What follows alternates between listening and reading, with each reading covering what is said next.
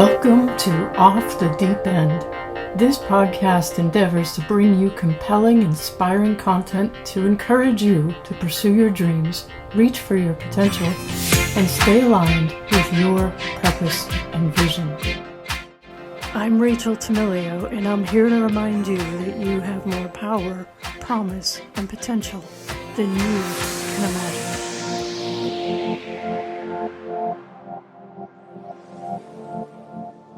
Welcome everybody to another episode of Off the Deep End. My guest here today is Laurie Kench.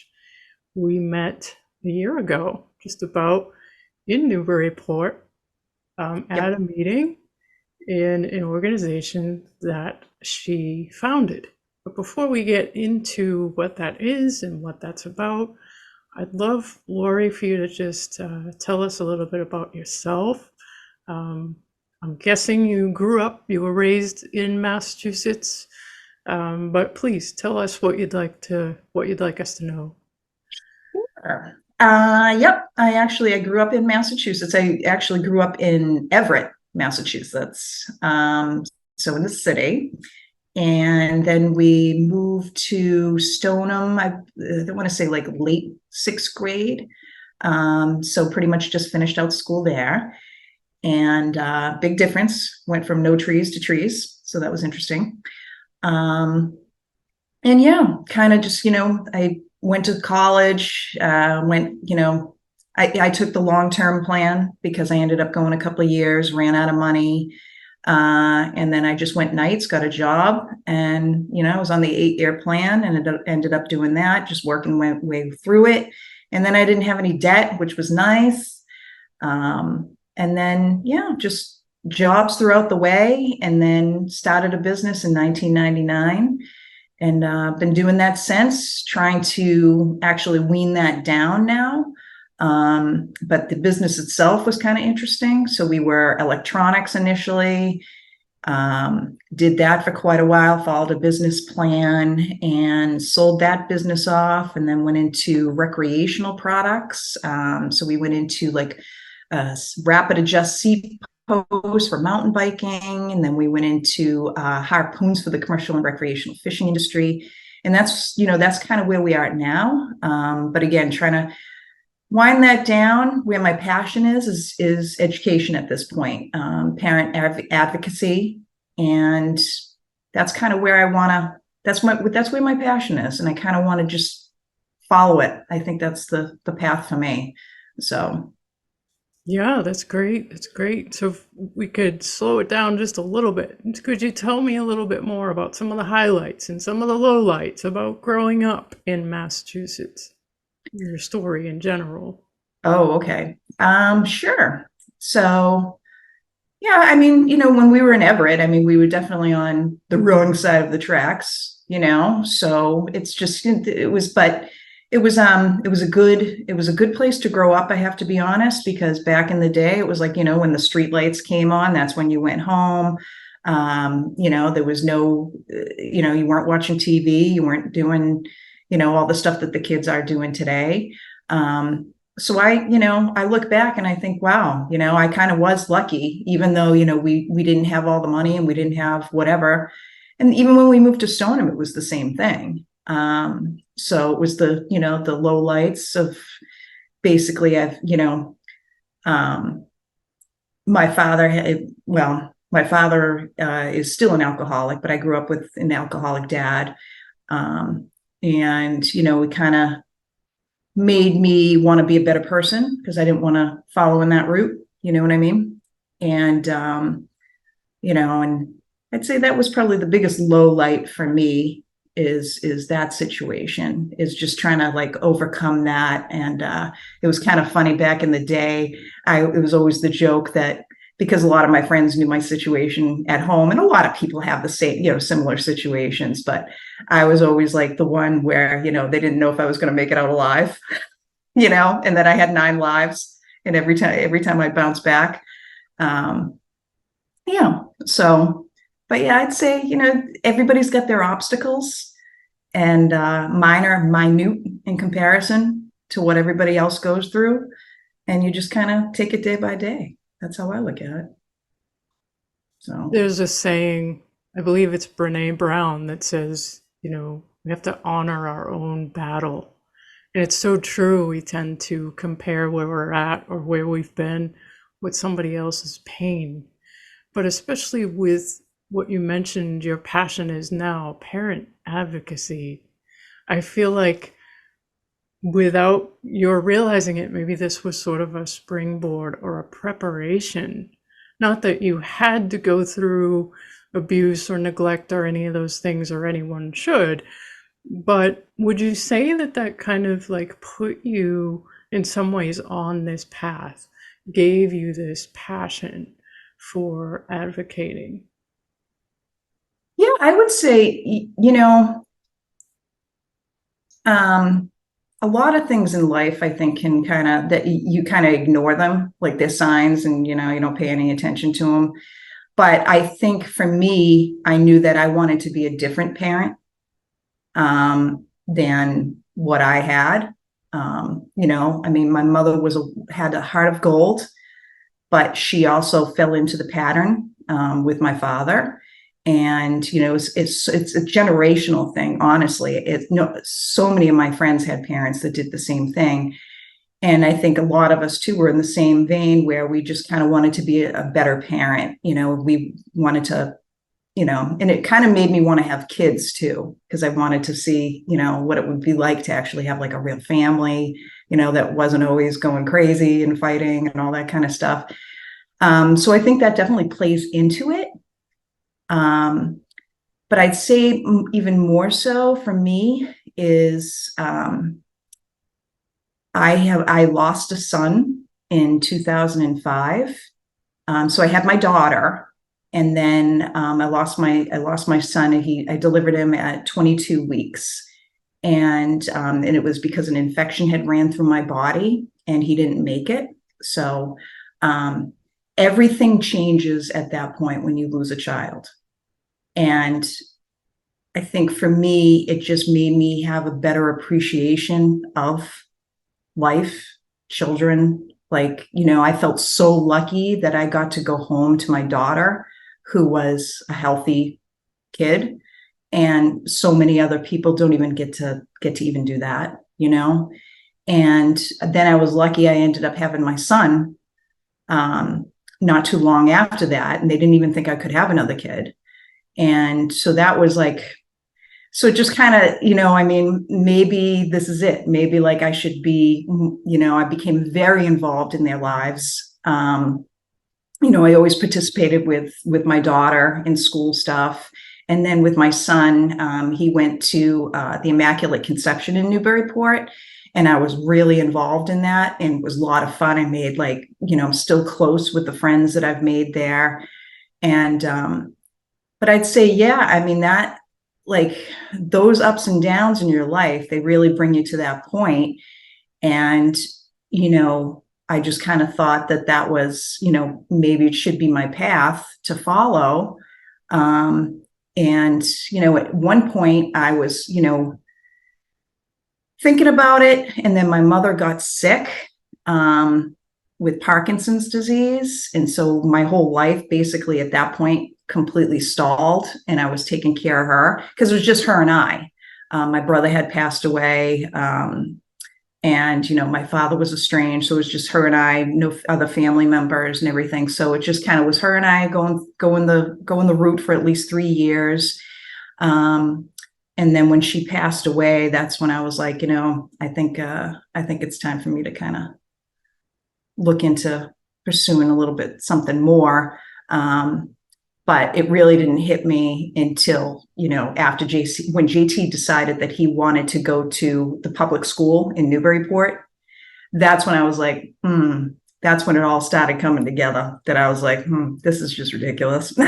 So, so I don't know. Yeah. So, and I don't mean to keep rewinding, but I'm going to just for a little bit, because I'm curious, and you're not the first guest I've had on who had abuse and neglect and different really hardships in their life, especially early on. And I'm just wondering, where you didn't really have good parenting modeled for you, how did you go about creating this beautiful life where you have a healthy relationship with your husband and with your children today? Uh, let's see. Well, there's definitely a lot of ups and downs. So I wouldn't say it's, all Facebook pictures pretty and all that kind of stuff. But I would say, you know,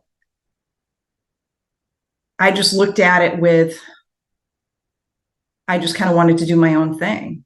And I mean, that's the thing. So you go in your own direction. And I think you can either go one of two ways personally. It's kind of like when you have a parent who smokes. Like my mother was a heavy duty smoker. And I'm like, I am totally not smoking. And then you might have the other kid that smokes.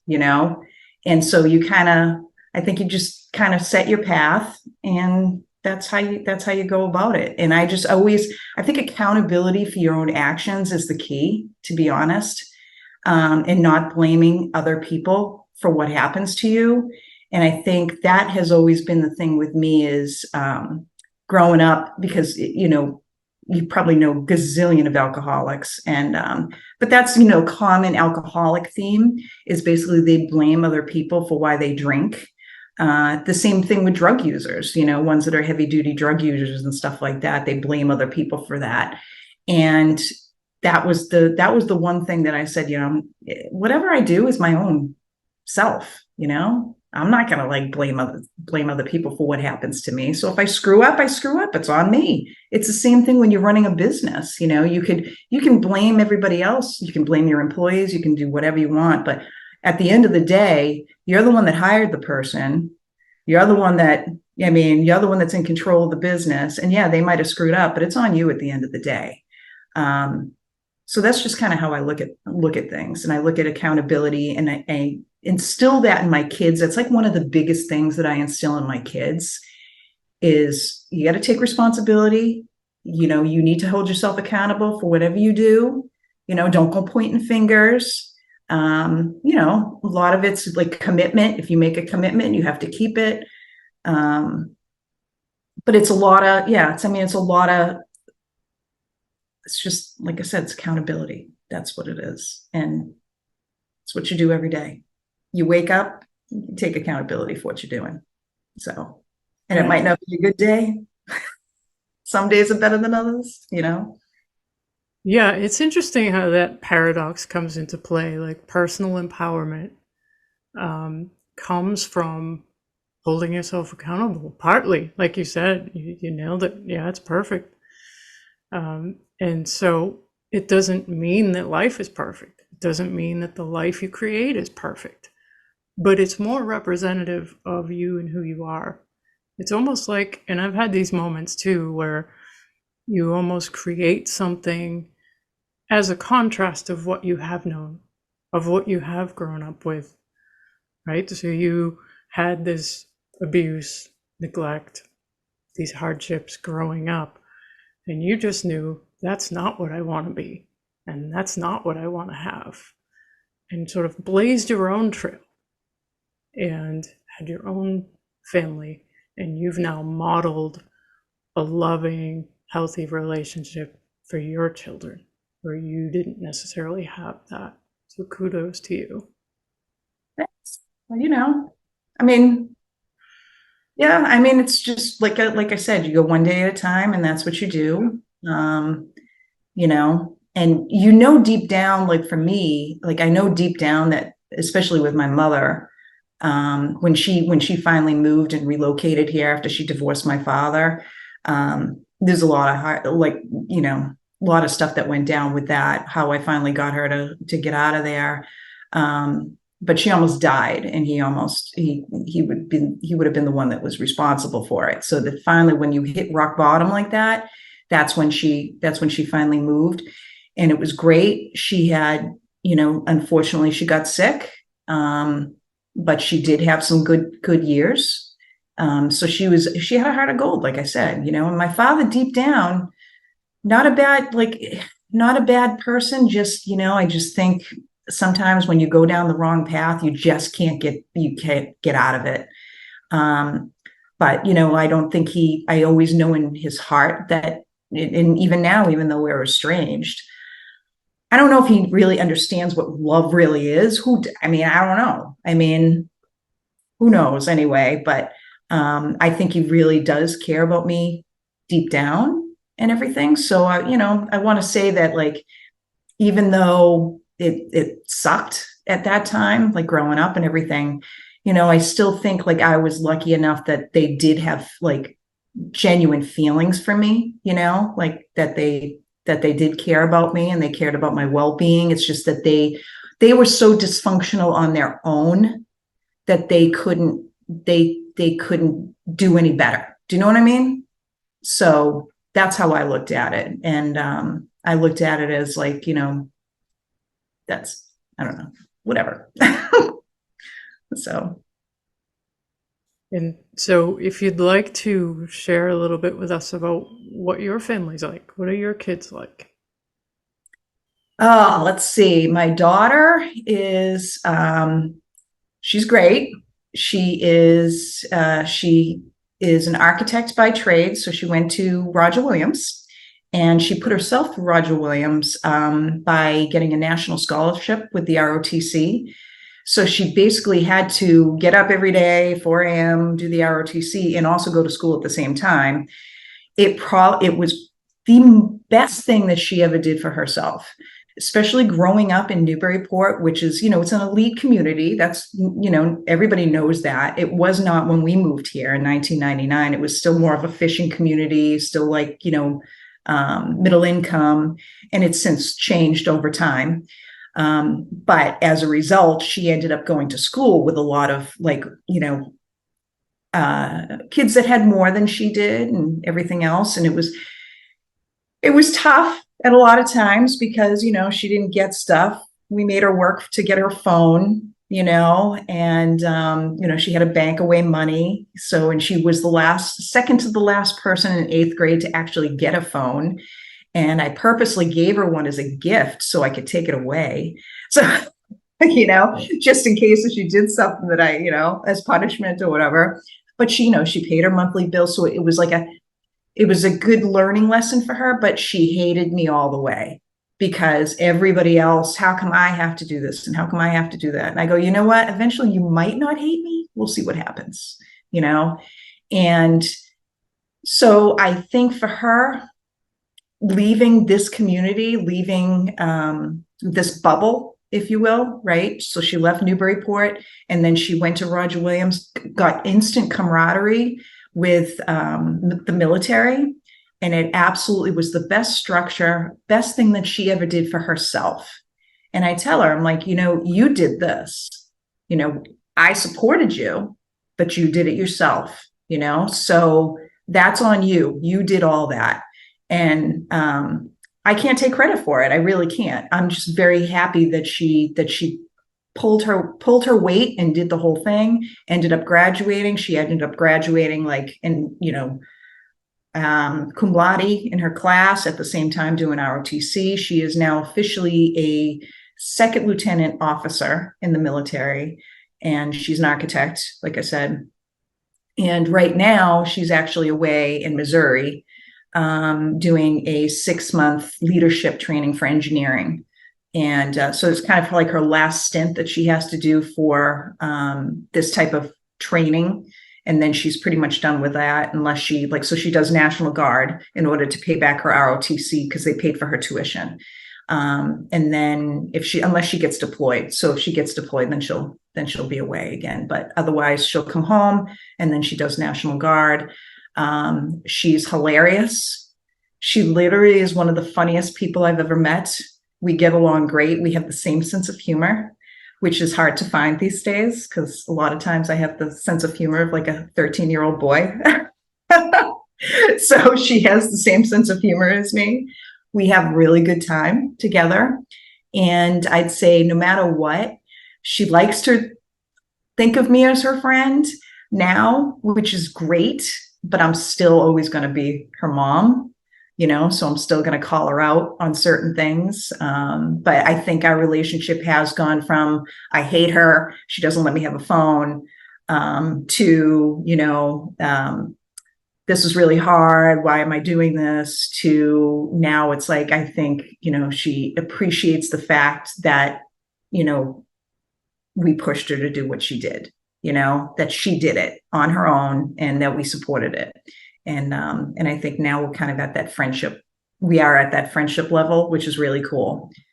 So, and my son is a riot. He's got the driest sense of humor that you can imagine. And he can be the stupidest 16-year-old boy on the planet. So from forgetting his sneakers on the bus, to, taking his basketball bag on the soccer field instead of a soccer bag. I mean, the kid can be, but he's very funny. He's very bright. He has a different level of like, he's bizarrely interested in history, and his amazing ability to retain certain knowledge that I could not remember for the life of me is beyond comprehension. But he's fun to play trivia with, even though I never get an answer right. And he loves basketball. And like I said, he's playing soccer right now. He's having a ball with his buds. Just, he's not the best player and he knows it. And he's the first one to say, I suck, Mom. But, he's having a good time. And he's probably one of those kids too that everybody wants to have as a friend, just because he's just that kid. He's just he'll do anything for you. And he's just that dry sense of humor kid that, always gets along with everybody. And I like having him around. Let's put it that way. So those are my kids. That's awesome. Thanks for sharing that with us. So take us through, you said 3 years ago, your mom passed, and I am sorry once again. It's a very difficult thing. Oh, thank you. And you said that's when you kind of decided maybe it's time to take this parent advocacy thing to a new level or start something. Can you take us through that? Yeah, so basically, my daughter went to the same high school. She went to Newburyport High School, and the 7-year difference between her and my son. And at that time, we had some rogue situations with her. With the history teacher passing out a survey to them about do you identify as a Republican or a Democrat? Now, back then, I had no idea. Now, that's against, the teacher should not have done that. It's against the pupil law, but I had no clue. All I knew was that Rebecca was one of the only people in the class that apparently identified as a Republican, because those are her values. And the questions were vague. It was very black and white. There was no shades of gray in the questions. And then the teacher basically called her out on it and basically said, looks like we have a Republican in the room. And looks like we have a Trump supporter in the room. So it was right around that time when Donald Trump was running for election.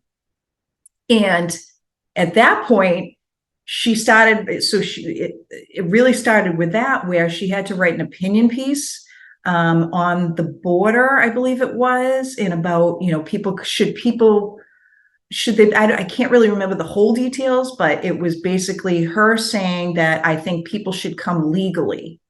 We are a nation of laws. People should come legally. Well, the teacher gave her a check minus because she didn't like her opinion. So she came home and she's like, "You're going to call her, aren't you?" I said, "Yes, I am." I said, "Because this is ridiculous. You were just giving your opinion.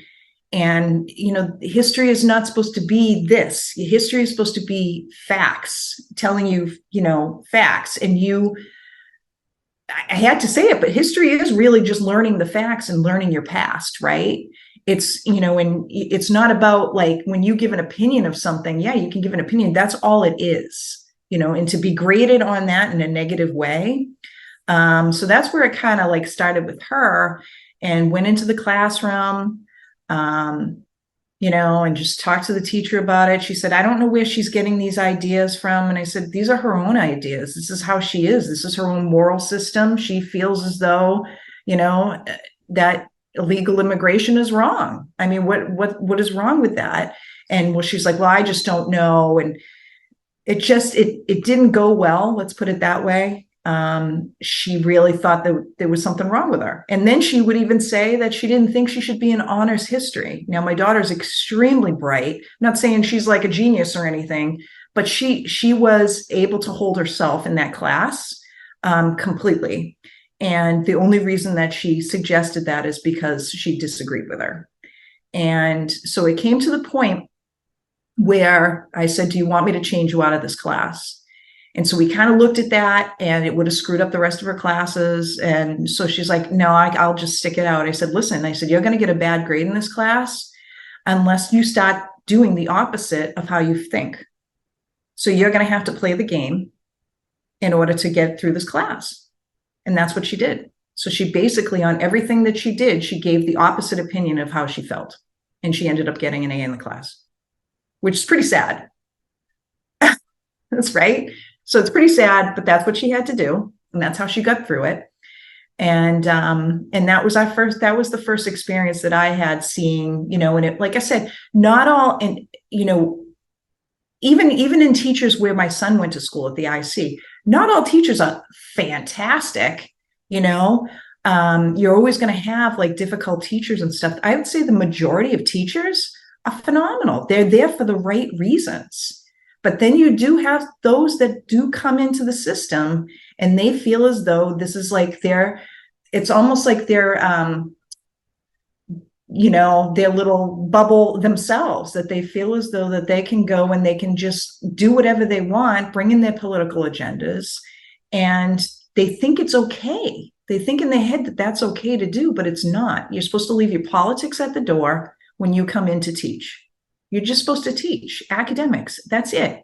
I don't want to know what, who you're married to, your sexual identity. I don't think any kid should have to be knowing any of this information. I'm sorry. It's just, you go in and that's it. So I would say, like, for me, that was the beginning of it. And then I saw other instances, that, kind of came about. But at that time too, my son was also at the IC.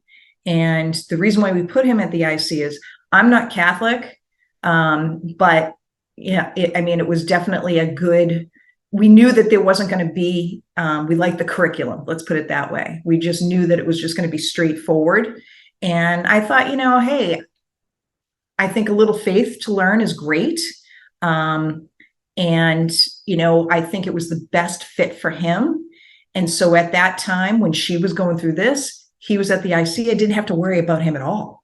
He was doing great. I didn't have to worry about like weirdo things coming home in his school packets, and so it was more of a focus on her. And then when she graduated, and he was still at the IC, that's when my mother got sick.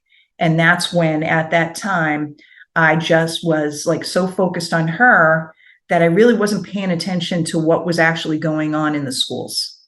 Because this started really growing. I mean, we all know that this was going on for decades, right? That this has slowly been seeping in. And it wasn't really until COVID that many parents opened up their eyes, because, they've started finally seeing what their children were being taught. And again, not all teachers were doing it, right? Not all. And that's the thing too, is like a lot of people like to say, oh, you're demonizing all teachers. All these groups out there, they like to say, are demonizing all teachers, but it's so untrue. It's really the ones that are the ones that are going rogue. And you basically, if you don't call it out, then it's just going to continue, right? So when JT decided that he wanted to go to the high school with his friends and go to the same school that his sister went to, he could have went to Bishop Fenwick. He would have gotten a scholarship there, but that's what he wanted to do. And at that time I was like I said, I wasn't paying any attention. I'm like, okay, yeah, you want to go to, that's fine. I was thinking, all right, at least I won't have to drive him. Right. So, and then, I enrolled him in that. And then, I got the summer reading list for his freshman year. And I looked at it and I was like, okay, what is this? And his summer reading was all anti-American books, LGBTQ, um, race, anti-racism, all of these books. There was no classics. There was nothing that was not politically motivated on that reading list, right? So this is kind of interesting on how this kind of all went into play. So I'm looking at that. Then I'm at the gym, and I have a friend that I've known for years at the gym, and his kids aren't in school anymore, but he still follows everything that's, he's like really into following stuff in the media and all that kind of stuff. And somebody had come to him and showed him the summer reading list, one of his neighbors, and he's like, what the heck is this? So him and I started talking about it. We've always talked about stuff, right? And he's like, this is crazy. What the heck? And I said, yeah. I said, I think I'm going to write an email to the school committee and ask some questions, because this is just not right. And I started doing some more research into it. And I started seeing, like, on the library webpage, that they had this whole tab dedicated to diversity, equity, inclusion. And then they had these groups, like on the side at the very top was how to donate to the Minnesota Freedom Fund. And I don't know if you know what the Minnesota Freedom Fund was, but during the BLM riots, this was a fund that was set up by Kamala Harris that you would donate funds to. So to bail these people out that looted and burned down buildings. This was on the page of the Newburyport Library webpage. And I was like, you have to be kidding me. And it just floored me to see that how political that this school had become, when, again, I was detached for a period of time because my daughter was out, my mom was sick, just wasn't paying any attention. Blinders, complete blinders on. And so then I ended up writing an email, and I sent it to my neighbor, actually, who had come over to me. This all happened within a few days. The neighbor had come over to me, and he was running again for school committee. And I was like, are you kidding me? You've been on there for like 60 years at this point, And so I started asking him questions. I'm like, if you want me to sign your page, I want to know some information. And I asked him about this, and this, what's up with the whole white supremacy crap? What's up with, all the anti-racism books and the LGBTQ stuff?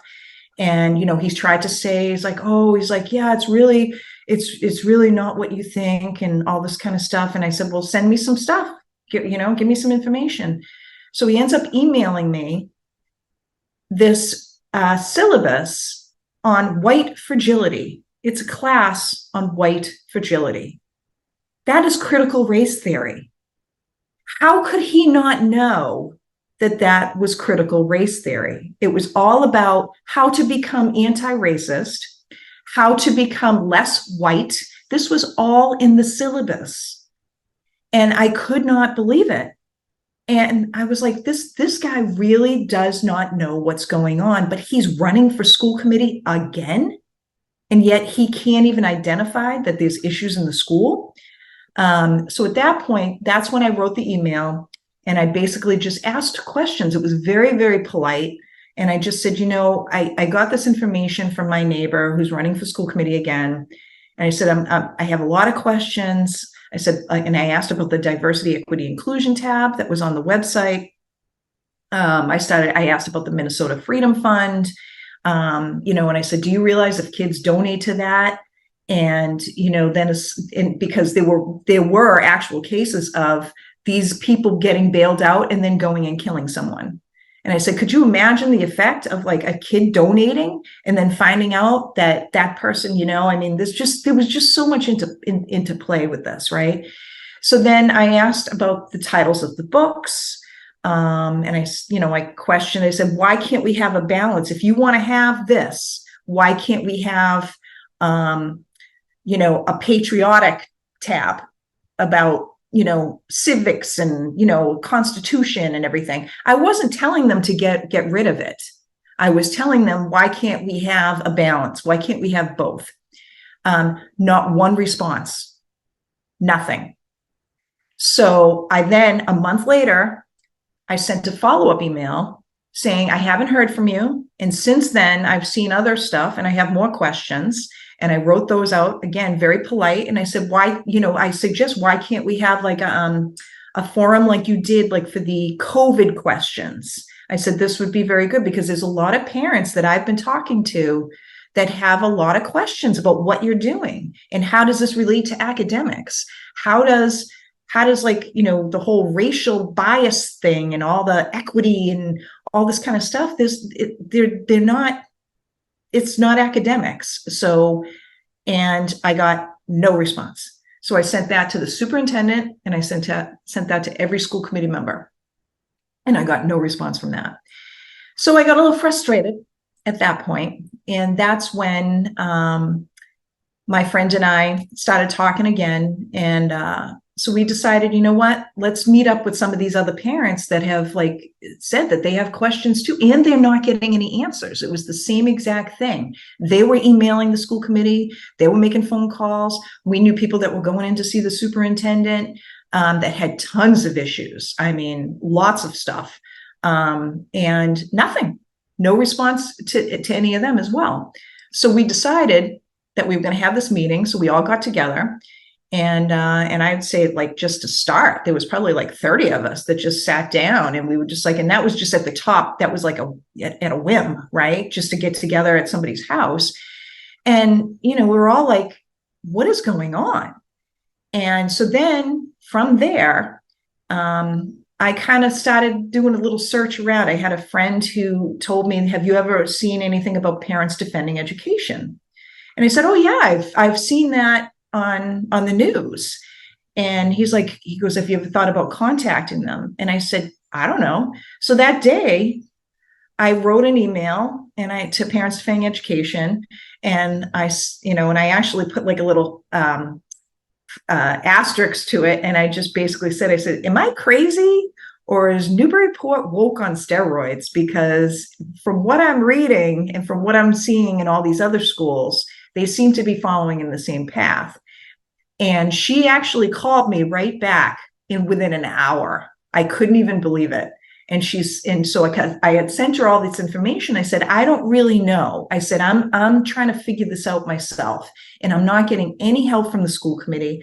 Nobody from like the superintendent's office is calling me. So I'm trying to figure this out because I really don't want my son going to school learning all this crap when he should be learning, like math.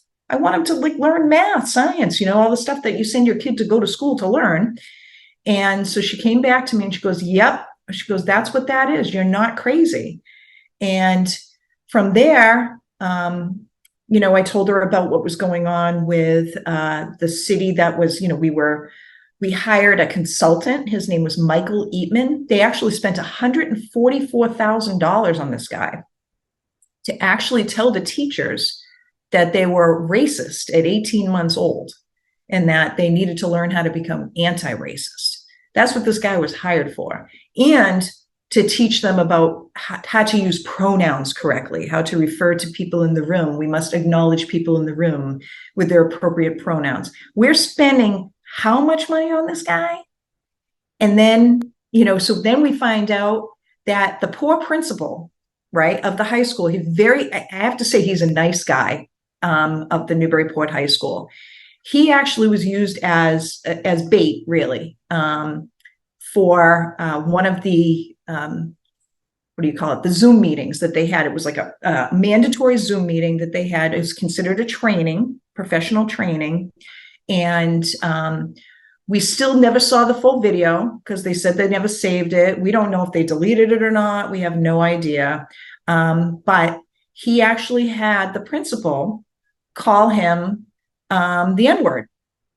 And he said, because that's, you need to get it out, use this word so you can get out of your comfort zone and lean into your discomfort. Why would you have the principal call you that?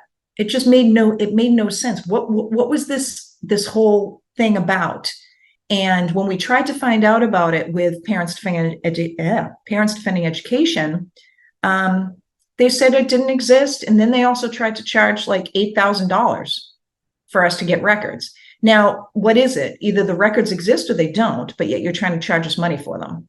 So, so it was the whole runaround. And I think it was really just so they had time to delete the video because it was embarrassing. But I felt bad for the principal that he was put in this position. I mean, he's trying to keep his job. So my question is, the superintendent was the one that hired this guy. Why didn't he do it? Right? Why did he use this other guy as a pawn? And so then the only reason we found out about it was through the FOIA request, through Freedom of Information request, that he had actually sent an apology letter to the teachers saying, I know I made some people feel uncomfortable. This was the principal, but then he still, went with it because I don't really think he wanted to go with it. But I think, again, it was because it was his job and he felt like this is what he had to do. And I think a lot of these teachers were feeling that pressure to just go along with it, because otherwise, if you didn't, you were going to be called a racist, homophobe, transphobe, whatever it was. So that all these teachers just went with it. And maybe like behind the scenes, they were saying, oh my God, but they didn't stand up and not do things. And, and that's the thing, is I can't judge them for that, because if I was in that position, I'm not sure what I would do, because if that was my livelihood, but I do know that it was a problem, and you have to think about, the kids that you're teaching at this point.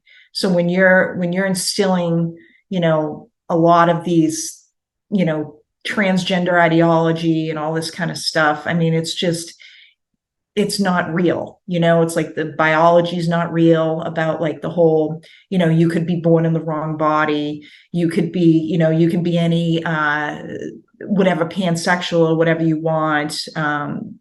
Like just all this stuff. It's just, it just became to the point of so ridiculous, but I know I'm kind of moving forward with it. But anyway, so then we ended up, so after we kind of found out about, the whole Eatman thing, then we asked for so then we went to the school committee, and a friend of ours actually did a public comment, and he started talking about critical race theory during the public comment, and just started asking questions. After that, at the same time, Parents Defending Education was sending in another round of FOIA requests, looking for contracts for diversity, equity, inclusion, and social emotional learning, a lot of these different contracts. So they kind of freaked out at that point, and then they shut down public comment. So they basically allowed no more public comment, and unless it was on the agenda, which they set the agenda. So if you said something that's against the agenda, they're not going to let you say it. So at that point, that was in November, and then we weren't allowed to speak. And so then we kind of had to take things into our own hands at that point, because they were completely shutting us out.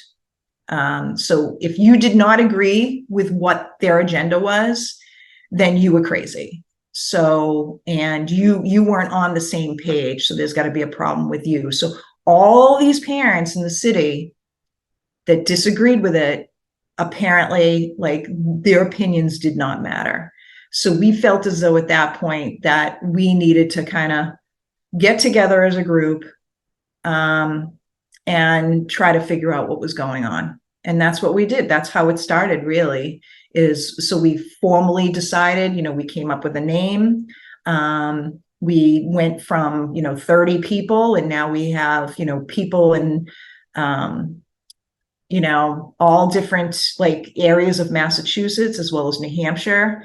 We have about 4,400 followers on the Facebook page. And it's basically just trying to connect with other people to let people know, that this is not right. This isn't what should be happening in the schools. And you need to kind of step up here. Do you really want your kids learning this? Because it's not right. And if you do think it's right, then that's okay. And that's how we look at it too, because there's two different opinions. So if you feel as though, you want your kid to think that there's 72 genders, if that's okay with you, okay. But you can't put that on every child. You can't make them accept that. And that, I think, is the reason why we're not well received in this community, is because it is only one way, or the highway, with them. And so there's a lot of friction. We have tried so much to try to have communications with them. But we just get met with anger. That's all it is. It's just anger. They don't want to, answer questions. Even at our first forum that we had last year, it was, they had protesters outside. I mean, what are you protesting? Because we're giving people knowledge about information to let them decide how they feel about it. You have one take on what social emotional learning is, but we have another take on it, because social emotional learning from way back when, which you like to continue to say it is, changed as soon as you started injecting anything to do with political activism and gender ideology into it. That's called transformative social emotional learning, which is what is in the schools today. And that's what our first forum was about. They didn't like it. And so we've kind of been in battle ever since over that. But I can keep going. So you tell me the questions.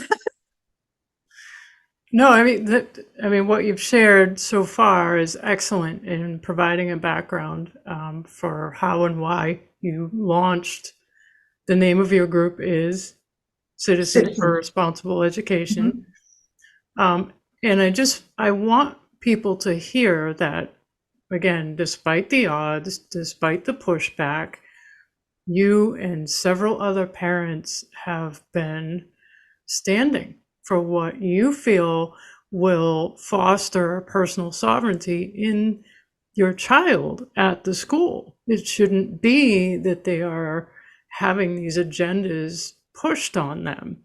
And you're asking, from everything I hear about all these groups that I've been talking to, you're asking for something very reasonable. We just want the choice. We just want to know what is being, taught, and to have a say in whether or not our kids are involved in that. So I want people to hear that and understand that, because, by the way, I'm one of the most non-political people you'll ever meet.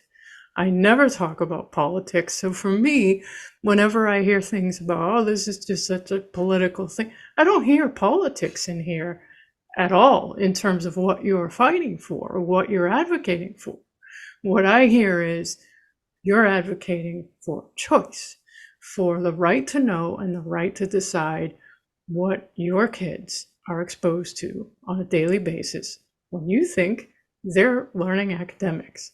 So I wanted to, have you explain all that for that reason. And then as time goes on and things escalated and continue to escalate, you shared with me very recently that despite all the pushback, there have been some wins here. And I'd like you to share that, because I know that, parents watching this or listening to this are a bit weary. They've been in this fight to some degree, or maybe not. Maybe they've just been on the sidelines, but they're tired of hearing about it. They need some hope here, Laurie. What can you tell them has been going on the positive side of things? So yeah, we've had some really good wins, and we're actually seeing the benefits of those wins in the school system today. And I can get to that, but it's very encouraging, because since we started doing this and since we've been, bold about doing it, it's definitely had its positive outcomes. So one of the things that I kind of touched on was the Michael Eatman situation with the social emotional, DEI. They also brought him in for SEL as well, and the amount of money that was spent on him, and those funds that were used were COVID funds. So those were ESSER funds. So those funds were not supposed to be used in that manner, right? They were supposed to be used. It became very vague for the ESSER 3 funds, where they started saying you can use them for whatever you want.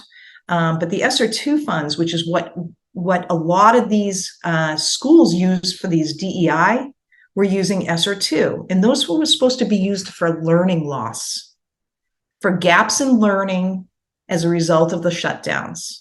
They were not supposed to be used to tell people that they're racist when they're 18 months old. That's not what they were intended for. So we worked with other members of our group in different cities, and we, compiled FOIA requests, and then we went to Congress. And we went to the office of James Comer and provided him this information. And we said, this is what's going on. We feel as though that this is a misuse of ESSER funds. They agreed.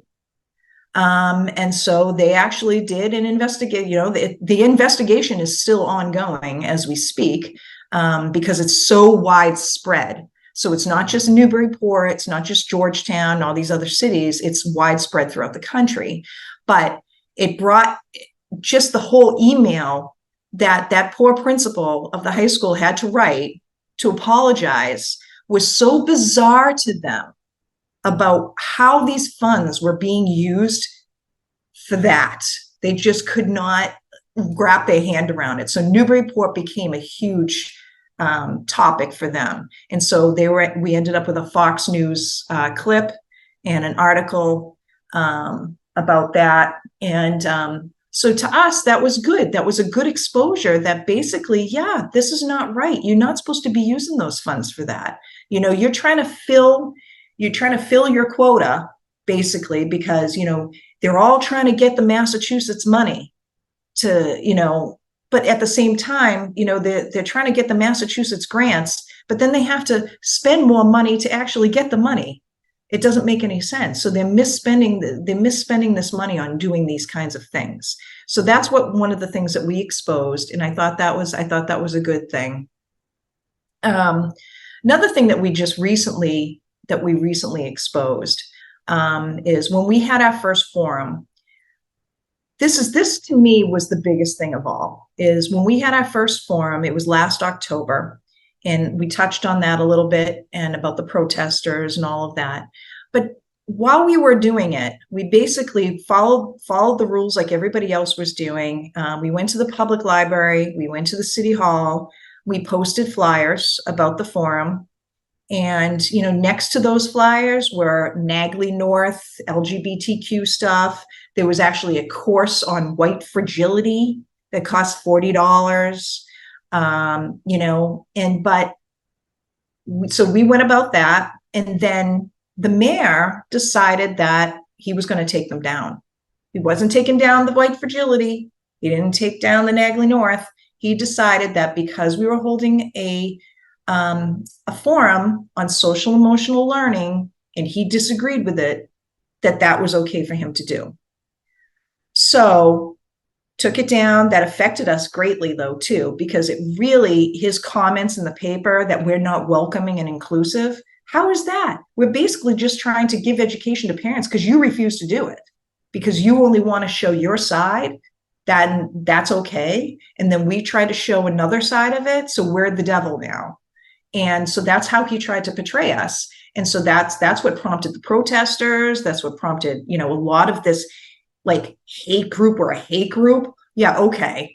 And then we're book banners because we don't want porn in the schools. I mean, it's just crazy, like how these people conflate all these weird like ideas, because it fits their narrative. Even though there's no reality to it, it fits their narrative. And, we don't fit that narrative. So having that said, so we had our forum. We could have had a lot more people, but people were afraid to come. Tons of people that had registered were afraid to come. They were afraid their cars were going to get keyed. And or to have their car seen in the parking lot over at the Elks. I mean, it was pretty sad. It definitely sad. So after the forum was over, we let the dust settle. We were still getting really bad press in the newspaper. They actually tried to link us to, there was a shooting, a transgender shooting. I believe I'm not sure if it was in Florida or whatever it was, but it was devastating. And they tried to link us to it and say Citizens for Responsible Education, groups like that encourage this behavior and all this kind of stuff. It was pretty sad. So after that, we let the dust settle a little bit. And then, we got together and we were like, he violated our First Amendment rights, our first freedom of speech.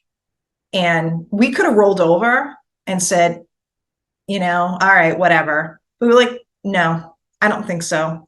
So we called a lawyer, and that's what we did. So, we called Mass Family Institute. We went back and forth, and he was like, nope, this is a complete violation. We did FOIA requests. We showed him all the information that was provided. And it was a clear violation. The mayor went on the record saying, like, almost like bragging about it, that's why he took down the flyers, was because we were not welcome and inclusive. And then he, kind of backpedaled a little bit after he realized that he probably shouldn't have said that.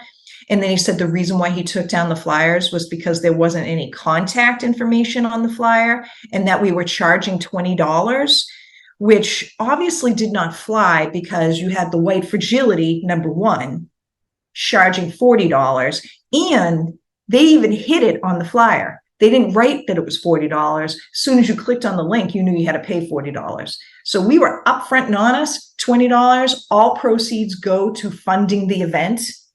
We were a parent group. We weren't even a 501(c) at that time. We were all paying for this ourselves, right? So we needed to offset some of the costs, and every cent went towards paying for that, right? Towards paying for the forum. And we still had money out of pocket, because people that registered, or people that wanted to come, didn't end up registering because, they didn't want to come after that. So at that point, we said, okay, what are we going to do here? And it got to a point, so we did a demand letter, and we sent it over to the mayors, to the city. And the city went back and forth with it. And they didn't want to entertain anything, because I didn't think they thought it was serious. They figured, hey, they're just going to roll over. Nope. So we decided, let's see if anybody else is interested in it. Within an hour, ACLJ, after we talked on a Zoom meeting, ACLJ, the American Law Institute, Jay Sokolov, who's the guy that runs that, and they took it. They took it within an hour and said, this case is so black and white, unbelievable, that this is just a pure violation. And we didn't have to do it. We all have lives, we all have jobs, we all have our families, we all have kids. But the point was, the reason why we did take it on is because we knew we had a case, we knew we could win it. And we also knew that if we did it as this parent group, that this was going to show other parents that are afraid to come out and say that this is wrong. You shouldn't be doing this, that it would maybe help motivate them, get them off the couch, make them not feel as nervous. Because yeah, we're nervous too. We get ostracized every day. I mean, that's the thing. It's like, and they do it behind your back. They can't even do it to your face. I mean, there's a couple that do it to your face, but they don't do it to your face. They do it online. So that's how they do it. And then they wonder why you don't want to use your name online when they threaten to destroy your property and do all that kind of stuff. It's like, because you guys are crazy.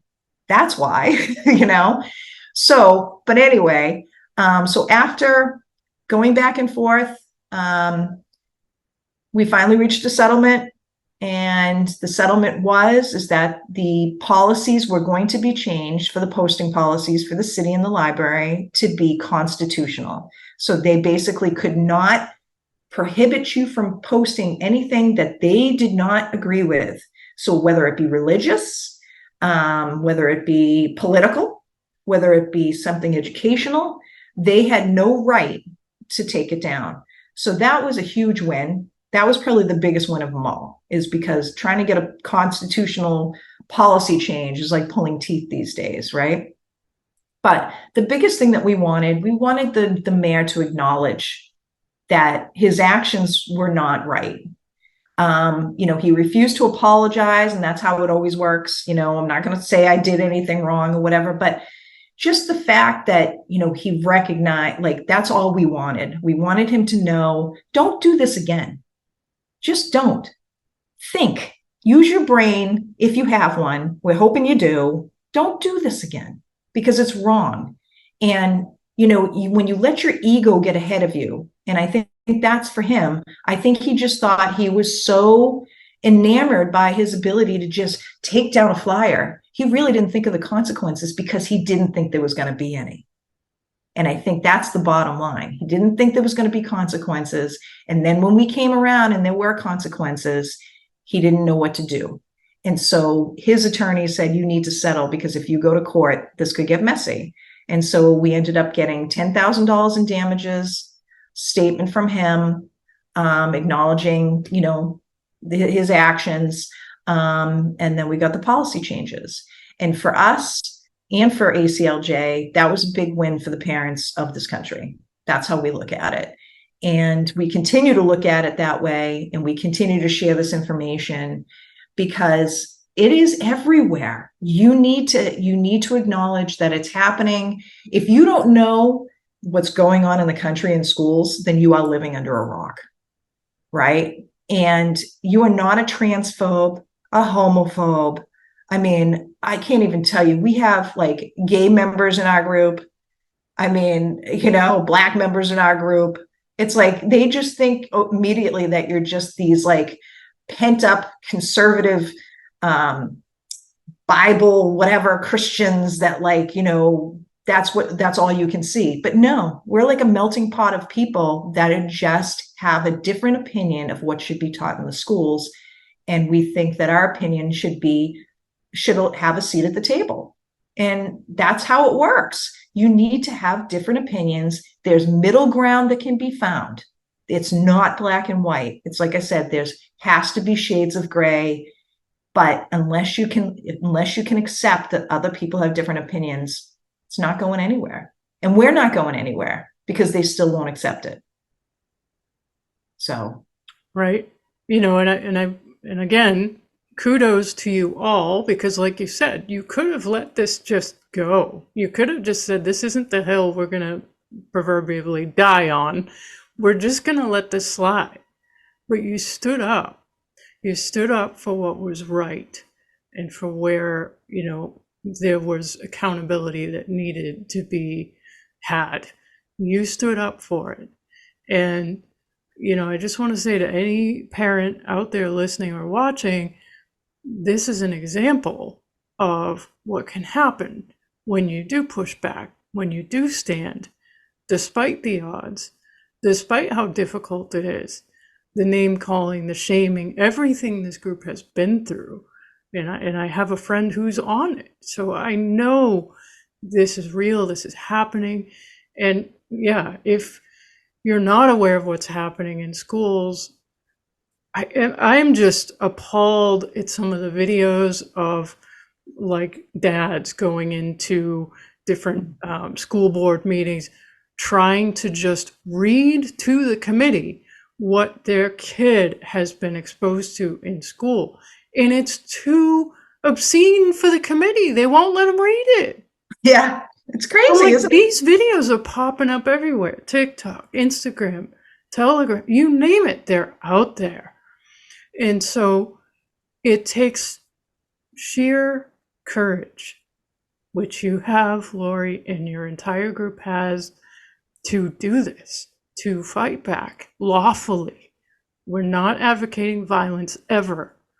But, I can't talk about empowerment and personal sovereignty without bringing this into the conversation, because after all, the children are our future. That's not, it might sound like a cliche, but that's just fact. And so if the parents aren't allowed to have a voice at the table about what their kids are exposed to, then what's going to happen to that child's future? They're going to just see one way, one agenda. And that's exactly right. Yep. And this is what's disturbing and heartbreaking, but at the same time, again, there have been some wins here. There have been some real victories here. And they wouldn't have been had you not all stood and fought for what you believed is right and fair. So good for you. Good for you. And please, anybody listening to this, let this encourage you to do the same, whether it's your school committee, or something else in your local community, stand for freedom. What do we have if we don't have freedom? And can I add, so there's other things too for just to say to these parents that are out there that are wondering what to do. We started, like I said, with just going to school committee meetings. It's not going to be the same way in other school districts as it is in ours. We got shut out and we had to go to the next level. But some schools aren't going to do that. They're going to let you talk, and it might not go well initially, but you could find common ground just by going to a school committee. But it's just, it starts there, and it's joining a parent group or getting a parent group together so you can discuss your concerns, right? So you don't feel like you're the only one. That's a big, huge thing too. And, one of the other things is we have members of our group that don't even have kids. And the reason why that they're involved is because, like you just said, these kids are the future. And if they're being taught to be political activists and only thinking one way and to, this is kind of scary for the world, right? And so as a single person without children, this is kind of scary for them too. So, grandmothers, we have guardians, we have step parents, we got whatever that are involved in this. And that's the reason why. So there's so many things that you can do to get involved. And you don't have to spend, you could spend all the time in the world that you want, or you can spend a little bit of time. You could have a forum like we're doing. We're having our next forum on October 26th at the Elks Club in Newburyport. And the title is, public education is in decline in Massachusetts, how we as a community can get together and fix it. So we're not saying we're the end all. We're not saying Citizens for Responsible Education has a one-way vision to fix the problem. What we're saying is, let's all get together and let's try to come up with some solutions. That's the way to do it. And, we're hoping that other parents, like you said, will see this and, and hear other parents, what they're saying, and that they'll feel confident enough that they can find some wins too, and that they can, because every child deserves the right, and I hate using the word deserve, I really do, but they are children, and they were, they didn't ask to be born, right? So they deserve an opportunity, and I think we should all come together to try to give them the best opportunities to succeed in life, right? And that's just how I feel about it. So Yeah, and that's so perfectly said too, because there's so much that parents could potentially do, or anyone who is concerned enough can potentially do, to get in this again, metaphorical fight. It's not violence, it's always lawful. You don't have to just hear about it on social media. You can actually roll up your sleeves and get involved. And one of the reasons I have so much respect for you, Laurie, and everybody in this group that I've met, is that you're not pushing for one way of anything. You're just asking for collaboration. Like, we're not the end all be all. We recognize that. Let's get together. Let's figure out what we can do together. And this is a time, I feel, in general, for us in this country, we have to put our egos aside and say, this isn't about me or what I am good at or not good at. This is just, I need to stand for what I believe in. I need to stand for freedom. I need to stand for choice. And I want to lay my head on the pillow at night, talking to myself. I want to lie my head on the pillow at night and know that I have brought hope, and that I have, on some level, stood for freedom. And that's what you're doing, and it's why I have so much respect for you and how you're doing it. This isn't about any one person or one way or one agenda. It's the opposite of that. It's about coming together in a real way and coming up with solutions. And, you know, I applaud you for your courage, your bravery, and your perseverance in this. It's incredible. It's just, I admire you greatly and everyone that I've met. And I want to be able to see you all again at the next forum, I hope. But I also want to be able to put your contact information, your group's contact information, your Facebook page information in the description in the video. So it remind me to get that from you before we close out. But before I know we're running out of time, but before we do close out, I just want to ask you, Laurie, what other kind of message do you feel parents across this country really need to hear right now about our educational system, or anything else you have in mind? I want to say the biggest thing is, and I say this all the time, if you don't stand up for your kids, who else is going to do it, right? They're your kids. You need to try to just feel confident enough in your heart that you're doing the right thing. And then, everything else will follow from there. It's kind of going along with what you said. When you go to bed at night, you can sleep because you feel as though you're doing in your heart the right thing.